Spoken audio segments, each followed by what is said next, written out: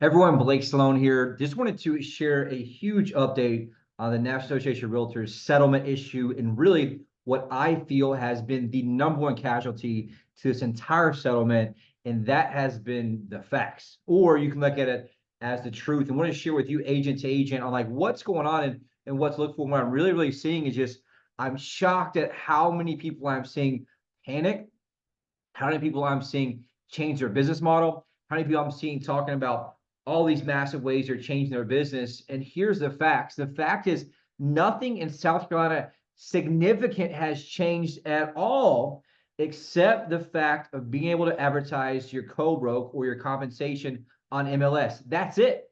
If you read the actual release, read the actual notes, the actual settlement, the only thing that's changed here, at least in South Carolina, is the ability, or in this case, inability to share your co-broke. That does not mean that you don't get a full commission, does not mean that you don't try to negotiate a full commission, does not mean that you do not offer a co-broke. Now, are we going to see tons of agents who offer no value to consumers just drop? And here's the thing, I'm seeing already agents race to the bottom in trying to change their compensation and trying to get listings without offering a co-broke. And so the reality is it reminds me of back in COVID, and you'll see this in the email below that I wrote. It reminds me of COVID when everyone was freaking out and just begging for the government to take away their rights. So if you don't actually know the facts and understand, look, we've been doing buyer agency here forever. Our state's been a buyer, not forever, since the 90s. My company's been doing this, at least my team, for 19 years now. We sign everyone to a buyer agreement, 3.5%. You can charge whatever you want. That's what we've charged for years.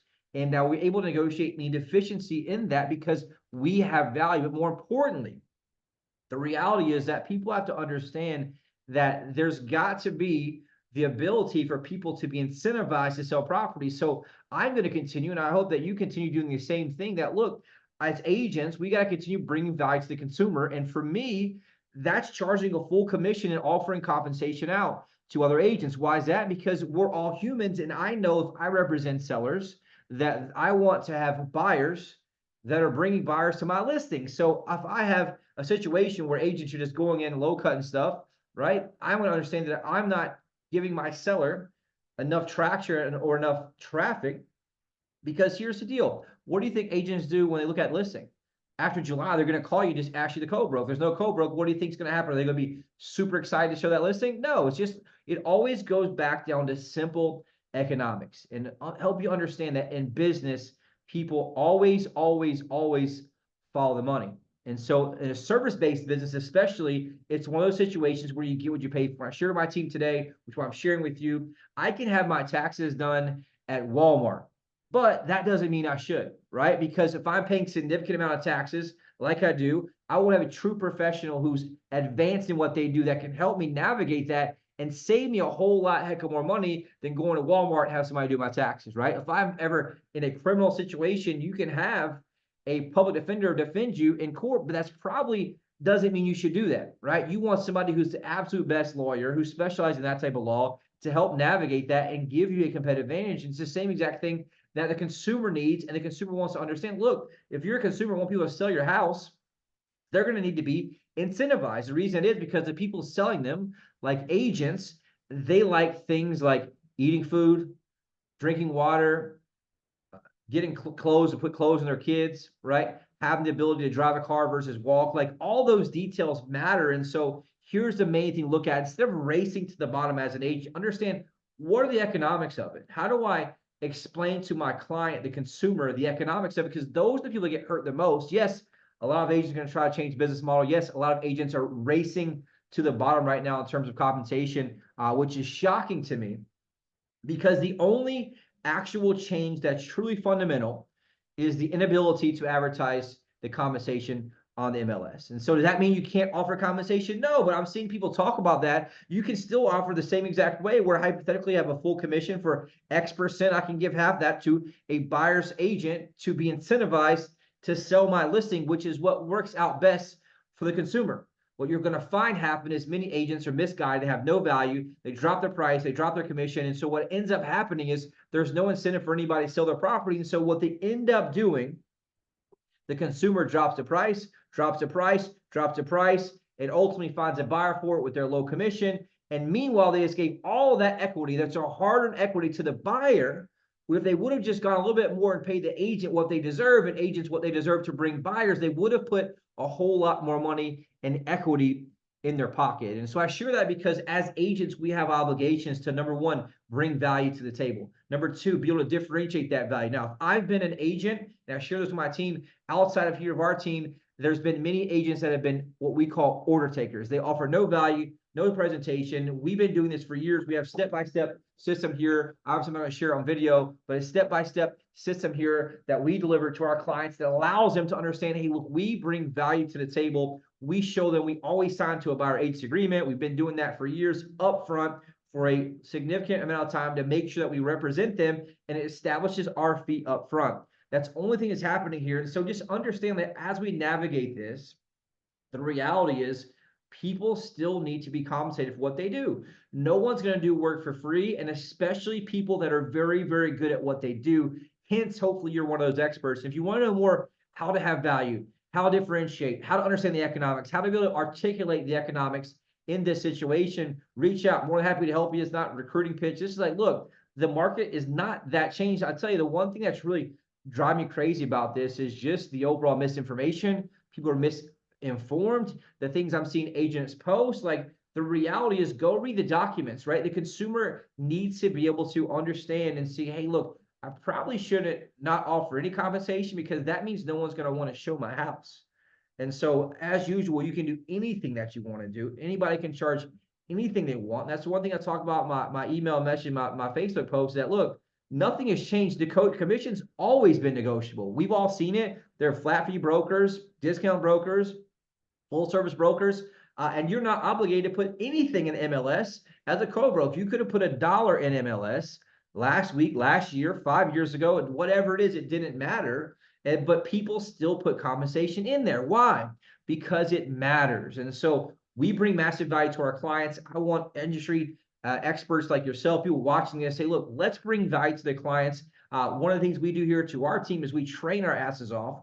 We study this market like crazy. We hustle like crazy. We work hard for our clients. We save or make them a lot of money because we specialize in what we do and we're very, very good at it. So if you want to know more how that works, right, reach out to me. Feel free to respond to this email, but let's at least get to the bottom. If you're an agent who's just watching this like, dude, what are you doing? Read the documents at least. What I've noticed is everyone's been reading these headlines, and what the casualty, like I mentioned, has been the truth. And all these headlines are misguiding the public. They're misguiding agents. There's agents out there saying, well, you can't offer a co-broke. That's absolutely false. You can offer a co-broke, and actually I'll show you really quick. That's what I was going to do here. I want to share my screen really quick so you can kind of see, hey, what's this show? Like, what's going on here overall with this? Here you go. So this is from South Carolina Association of Realtors, right? Option one, buyer pays total amount agreed. Right? This is if an agent is not offering any co-broke, which is up to do. But my experience in this 20 years, if you don't offer any compensation, buyers are going to be less likely, agents, are going to be less likely to want to show your listing. Super simple. Option two, listing brokerage pays buyer broker compensation as negotiated through the form.